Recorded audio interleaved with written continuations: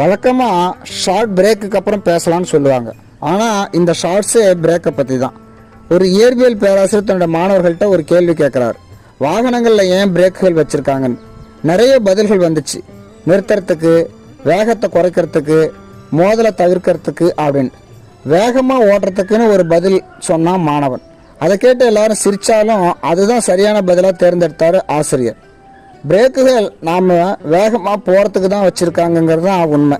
உங்கள் காரில் பிரேக்குகள்லாம் இல்லைன்னு வச்சுக்கங்களேன், நிச்சயமாக உங்களால் வேகமாக ஓட்ட முடியாது. பிரேக் இருக்கிறதுனால தான் நாம் விரும்புகிற இடத்துக்கு வேகமாக போகிறதுக்கான தைரியம் கிடைக்குது. இது மாதிரி தான் வாழ்க்கையில் வரக்கூடிய தடைகள். நம்மளுடைய வாழ்க்கையோட வேகத்தை குறைக்க வந்து தான் நம்ம மனசை சுருக்கிக்கிறோம். நம்மளுடைய வாழ்க்கையில் வரக்கூடிய பிரேக்குகள் எல்லாமே வேகத்தை குறைக்கிறதுக்கு இல்லை, வேகமாக போகிறதுக்கு தான்.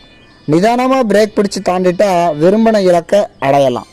தொடர்ந்து பயணிப்போம். நன்றி, வணக்கம்.